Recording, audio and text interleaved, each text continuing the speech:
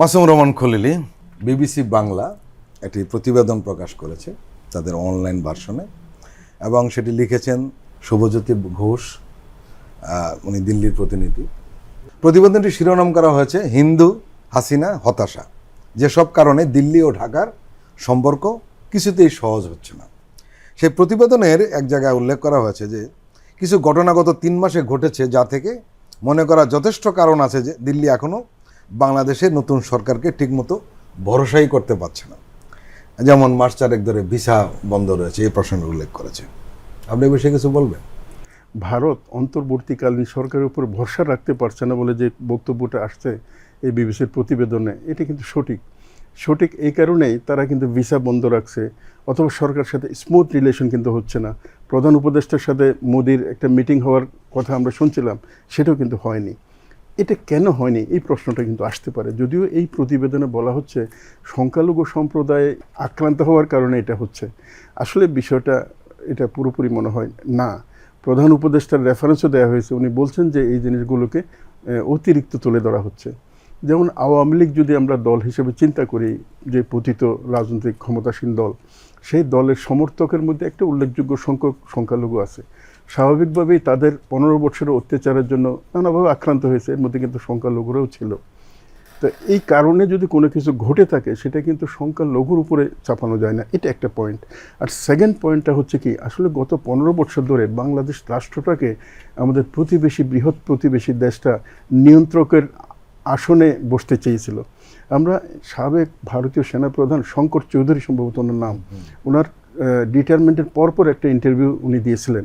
সেটা বলছিলেন কি, বাংলাদেশকে ভারতের রাডার থেকে, দিল্লির রাডার থেকে কোনো সময় আমরা বিচ্যুত হতে দেব না। এবং পরবর্তী পর্যায়ে প্রায় 10-12 বছর ধরে কিন্তু বিভিন্ন কার্যক্রমে আমরা এটা দেখছি। আপনি ধরেন যদি পিলখানার হত্যাকাণ্ড বলেন, ট্রানজিটের নামে করিডোর যেটাই আমরা বলি, এটাকে তারা বলে যে সংযোগের একটা বিষয় আর কি। এসব ক্ষেত্রে কিন্তু আমরা সেটাই দেখতে পাই। যে কোনো কারণে হোক, অন্তর্বর্তীকালীন সরকার আসার পরে সেই নিয়ন্ত্রক জায়গাটা কোনো রাষ্ট্রের সাথে সম্পর্ক তৈরি করতে চাচ্ছে না। তারা মনে করে যে সমমর্যাদার ভিত্তিতে সম্পর্ক তৈরি হবে, সেটা ভারত হোক, পাকিস্তান হোক, আমেরিকা হোক, অথবা অন্য কোনো রাষ্ট্র হোক। কিন্তু ভারতের যে চাওয়াটা, সেটা তারা কিন্তু এটা চাচ্ছে না। তারা চাচ্ছে একটা নিয়ন্ত্রক আসনে বসার জন্য।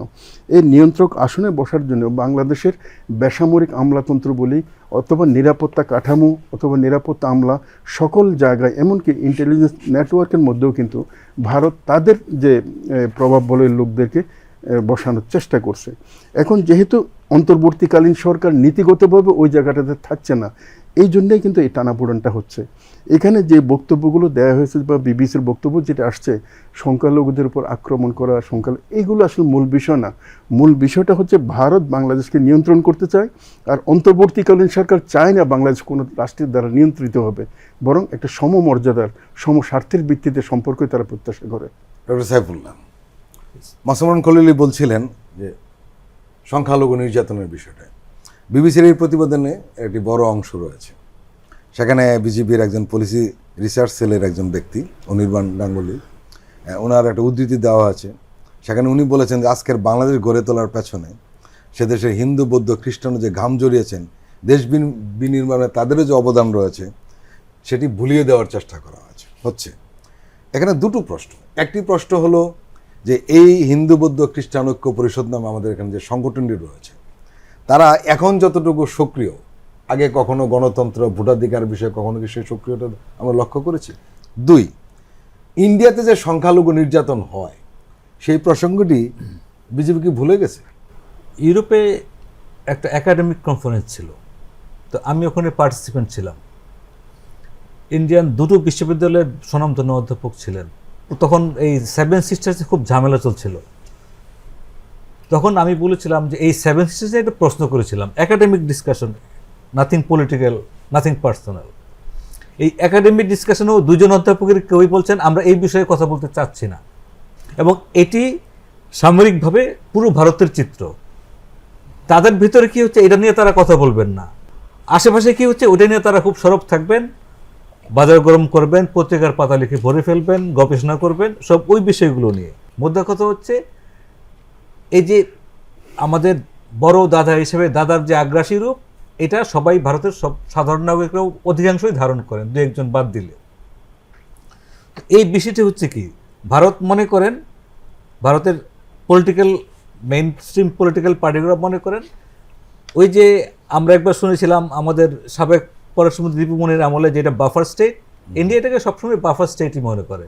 এটা একটা ইন্ডিপেন্ডেন্ট সভরেন স্টেট তারা কখনোই মনে করেন না। তারা মনে করেন এটা নিয়ে তাদের ইচ্ছে মতো করে খেলা যায়, এবং তারা খেলেছেন। এই সুবিধা আমরাই তৈরি করে দিয়েছি বিভিন্নভাবে, বিভিন্ন স্বার্থে। এই আপনি আইসিজের প্রতিবেদনের কথা বলছিলেন, ওখানেও একটা জায়গায় বলা আছে যে ওয়াশিংটন যখন হুমকি দিয়েছিল যে আমি একটা ক্রেডিবল ইলেকশন চাই, কিন্তু আগের সরকার তারা মনে করেছে ওয়াশিংটন কারো কথা শোনার দরকার নাই, ওবায়দুল কাদেরের বাসায় দিল্লি ঠিক তো আমরা ঠিক, তারা ওই পলিসিতেই গেছেন। এবং এটাতে ভারতও বিশ্বাস করে যে আমরা ঠিক, বাংলাদেশ ঠিক।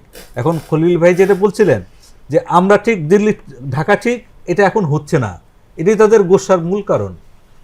কারণ ইন্ডিয়া অ্যাজ এ স্টেট কখনোই চাইবে না বাংলাদেশে একটা সভরেন ইন্ডিপেন্ডেন্ট স্ট্রং স্টেট হোক। এটা বাংলাদেশের স্ট্রং হওয়া মানে তাদের স্বার্থহানি করবে, এটা রিসিপ্রোকেল। বাংলাদেশ দুর্বল থাকতে তাদের লাভ, বাংলাদেশ সবল হলে তাদের ক্ষতি, এটা তারা বিশ্বাস করেন এবং এইভাবেই তারা অ্যাক্ট করেন। এবং এই যেসব কথাবার্তা বলবেন বিভিন্ন গাঙ্গুলিরা, এই কথার এই ধারাবাহিকতা এটাই।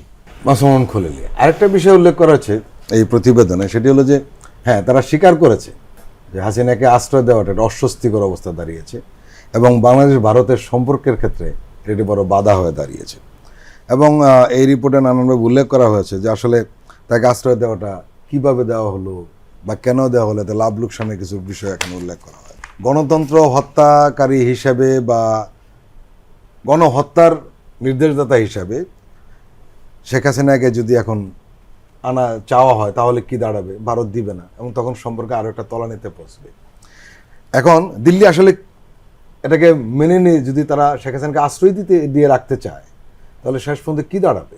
শেখ হাসিনাকে এবং আওয়ামী লীগকে আমার ধারণা দিল্লির এস্টাবলিশমেন্ট যারা আছে তারা একটা অ্যাসেট হিসেবে মনে করে।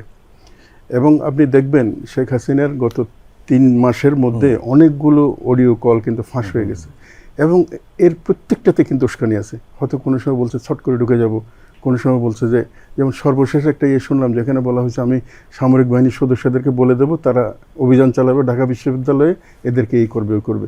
প্রত্যেকটা জিনিসের মধ্যে উস্কানি আছে।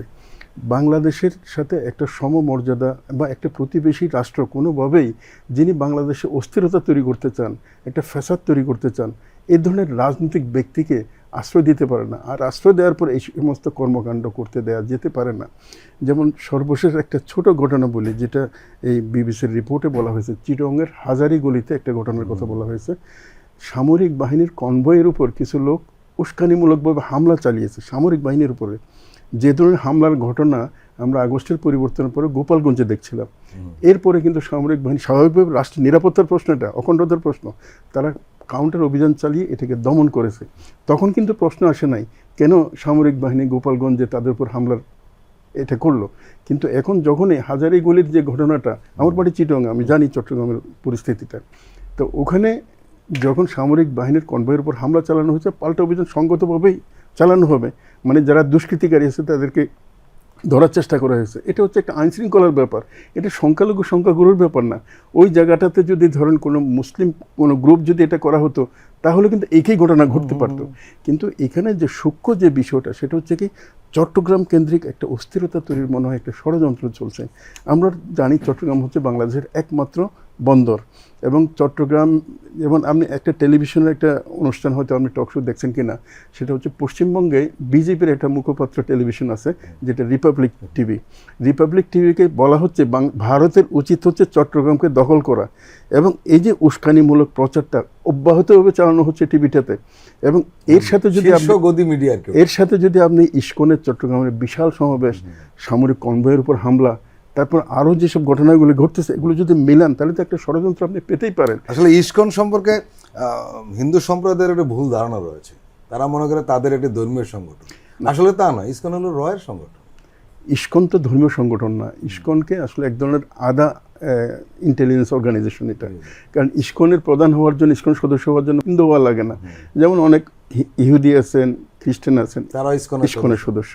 ফলে ইসকন, এমনকি ইসকনের ব্যাপারে হিন্দু সম্প্রদায়ের একটা বড় অভিযোগ হচ্ছে তাদের ট্রেডিশনাল, শত বছর ট্রেডিশনাল মন্দিরগুলো তারা দখল করে ইসকনের বানাইছে। যেমন জগন্নাথের আমরা কথা শুনতাম আর কি, রথযাত্রার কথা, সেটা এখন ইসকন রথযাত্রা হয়ে যাচ্ছে। এভাবে হিন্দুদের ধর্মীয় প্রতিষ্ঠানগুলো দখলের জন্য তাদের কিন্তু এ ধরনের অভিযোগ আছে। ফলে ইসকনের ব্যাপারটা আলাদা, এটার ব্যাপারে আমি বিস্তারিত আলোচনা করতে চাই না। তবে একটা বিষয়ে সতর্ক থাকা দরকার, বাংলাদেশের স্বাধীনতা, সার্বভৌমত্ব, নিরাপত্তা, এটা কিন্তু আমাদের 1 নম্বর এজেন্ডা। এই জায়গায় কেউ কিন্তু আপোষ করতে পারে না।